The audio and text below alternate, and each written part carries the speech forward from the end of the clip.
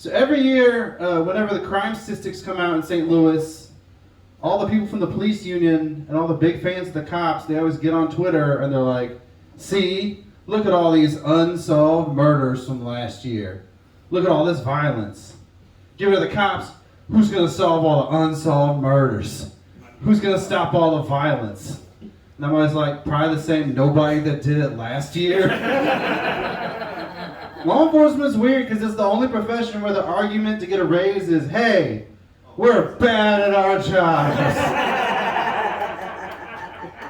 It's like if your boss brought you to a meeting because he was going to fire you and you go, yeah, but what if the next guy takes a dump in the break room 2 times? Raise, bitch.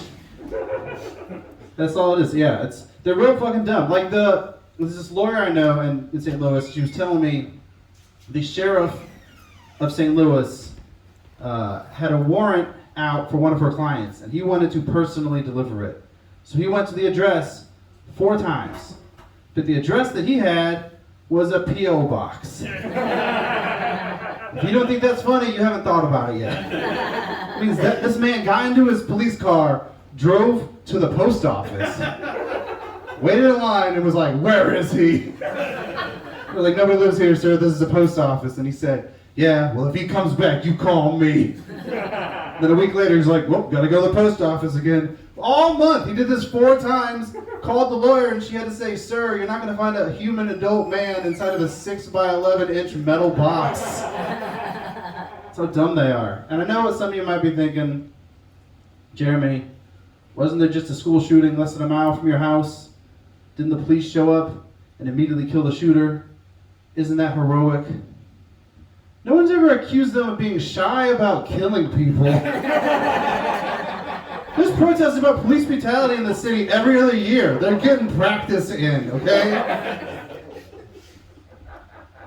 Like, people talk about the Uvalde police, and it's like, oh, they stood around with their fingers up their ass for an hour while kids got shot in the other room. They haven't been putting in the work like St. Louis police had, apparently.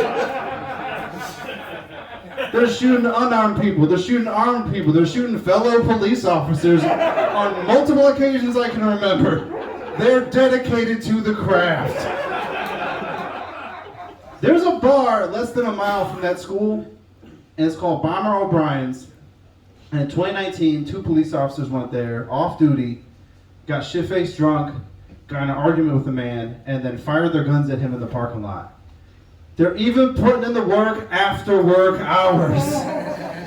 There's another cop who was notorious for bringing his own personal AK-47 to work. He got in trouble for that. He was using it to arrest people. And it's like, who do you think you are, a teacher? You're not by your own supplies. Society values you. I told that joke earlier in my set, see if there's any narcs or bootlickers in the audience. You guys pass. You guys ever heard of Batman before? Obviously you're in a comic book. Normally I'm like, you probably never heard of this. It's some nerd shit. It's from a comic book. But you guys probably have. If you didn't know, he's this guy who dressed up as a bat and he beats up crime doers. And he's got all these nicknames. One of them's Batman, obviously. They call him the Dark Knight. They call him the Caped Crusader. They also call him the world's greatest detective. Some of you might be thinking, hey, isn't that Sherlock Holmes? Yeah, they stole that one. But here's the thing, I don't think he's that good of a detective. Because if you think about it, none of the bad guys from Batman are difficult to detect. Like, what detective work are you doing, dude? You live in a city where sometimes a clown hijacks all the airwaves to say, I'm the one that did it. Like, who are the villains in Gotham? Like, okay, you got Two-Face, you probably never heard of him, but you guys probably have. Here's the thing, he's out there, he's robbing banks and stuff, not wearing a mask. Very memorable face. Okay, Batman, what are you worried about? Gonna accidentally arrest a guy that burned the top half of his face? Also, he's the guy that bought 2 different colored suits, cut them in half, sewed them back together, and then wears that to do crime. Also, he's the guy that if you don't know his name, but you describe him, that's his name. And on top of all of that, he was a recently, famously disgraced public figure. Like, imagine if Rudy Giuliani burned exactly half of his face. That'd be the best day on Twitter ever. It'd be like that, Trump got COVID, Queen died, I guess? I don't know. Those are all fun days. And then a month later, you're at the bank, he comes in to rob the place, and everyone's like, hey, we know who this is. Cops are like, you sure it wasn't a black teenager? And you're like, no, it was Rudy Giuliani, the man famous for burning half his face with a sex toy that caught on fire. We know who this is. Who are the other villains? The Riddler, what's his superpower? He feels compelled to leave additional evidence at the scene of the crime. If there's a villain in Gotham City called Regular Looking Steve, who tries not to get caught, bam on his shoulder and be like, oh no, where do I start? Did you find any playing cards with a picture of the Joker? Because then I know who did it.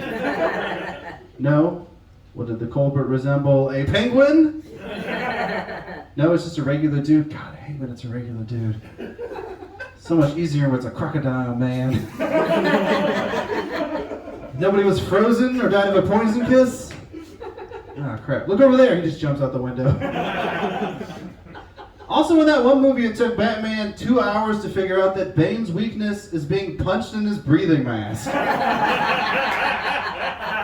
don't think he's that smart.